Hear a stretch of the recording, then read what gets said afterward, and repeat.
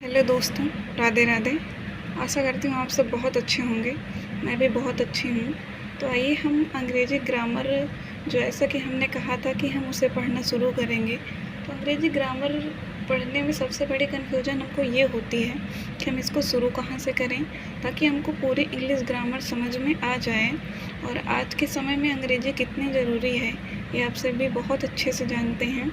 तो आइए हम शुरू करते हैं कि आज से एक नई जर्नी, नई यात्रा, जिसमें हमें पता चलेगा कि ग्रामर शुरू से अंत तक हमें अच्छे से बिल्कुल कंप्लीट कैसे समझ में आएगी। तो आज से हम प्रतिदिन एक वीडियो में ये सारी जानकारी लेंगे। तो शुरू करते हैं। तो जैसा कि हमें पढ़ना है अंग्रेज़ी ग्रामर, और अंग्रेज़ी ग्रामर पढ़ने के लिए सबसे पहले हमें पता होनी चाहिए कि अंग्रेज़ी ग्रामर होती क्या है। तो सबसे पहले अपनी सीरीज़ में हम जानेंगे कि ग्रामर यानी कि व्याकरण कहते किसे हैं, क्योंकि जब जो पढ़ रहे हैं वो पता ही नहीं तो फिर हम आगे क्या जानेंगे। अब ग्रामर व्याकरण के अंदर होता क्या है, दूसरे पॉइंट में हम उसे जानेंगे। तो अगर वहाँ पर ग्रामर के बाद किसी भी चीज़ को पढ़ने के लिए ज़रूरी होती है भाषा, यानी हम दूसरा पॉइंट जानेंगे कि लैंग्वेज किसे कहते हैं। लैंग्वेज यानी भाषा किसे कहते हैं, और भाषा जो हम पढ़ना चाहते हैं, जो हम जानना चाहते हैं वो है क्या, तो हम अंग्रेज़ी डिस्कस कर रहे हैं। तो तीसरा पॉइंट हमारे पास आता है लेटर। आप सभी जानते होंगे कि लेटर में सारी ए टू जेड ABCD आती हैं, जिसे में एक पार्ट इंग्लिश अल्फ़ाबेट होता है, तो इसे हिंदी में बोलते हैं वर्ड। और वर्ड को जानते हैं जब हम उसके देखते हैं कि दो भाग होते हैं। तो उसमें दो भाग कौन कौन से होते हैं, तो यहाँ पर अगर हम इनके पार्ट को देखें तो यहाँ पर होता है वोवेल, एंड दूसरा होता है कॉन्सोनेंट्स। और इसे हिंदी में बोलते हैं स्वर, और इसे बोलते हैं व्यंजन।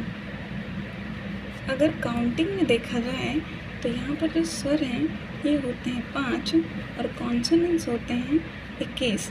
मतलब अगर ABCD में देखे जाएं तो टोटल करके कितने होते हैं A to Z 26। अब अगर हमें वोवेल कॉन्सोनेंट्स लेटर पता चल गया तो हम देखते हैं कि इनको मिला करके हम क्या बनाते हैं, तो इनको हम मिलाकर क्या पढ़ते हैं, वर्ड, यानी कि शब्द किसे कहते हैं। शब्द के बाद हम जो स्पेलिंग्स पढ़ते हैं वो सारी चीज़ें आती हैं, तो हम उसे यहाँ पे डिस्कस करेंगे। और पाँचवें पॉइंट में आता है जो हमें शब्द सारे पता चल जाते हैं, तो अब शब्दों से तो हम किसी को कोई बात समझा नहीं सकते, तो उसके लिए हमें ज़रूरी क्या होता है, उसके लिए ज़रूरी होता है सेंटेंस। क्या ज़रूरी होता है, सेंटेंस, जिसे हिंदी में बोलते हैं वाक्य। किसी भी बात को पढ़ने के लिए या करने के लिए अगर सेंटेंस ही नहीं पता होगा तो हम क्या बोल रहे हैं और सामने वाला हमारी बात को कैसे समझेगा, इस बात को हम नहीं समझ पाएंगे। सेंटेंस के भी दो भाग होते हैं, एक को बोलते हैं सब्जेक्ट और दूसरे को बोलते हैं प्रेडिकेट। क्या बोलते हैं, प्रेडिकेट। इसे हिंदी में बोलते हैं कर्ता और इसे बोलते हैं विधेय। जैसे यहाँ पर ये हुआ, तो इसको हमने पढ़ा, और हम इस सीरीज़ में पहले इतने टॉपिक क्लियर करेंगे, उसके बाद आगे बढ़ेंगे और इनमें सारी चीज़ें आपको बहुत अच्छे से समझ आ जाएंगी।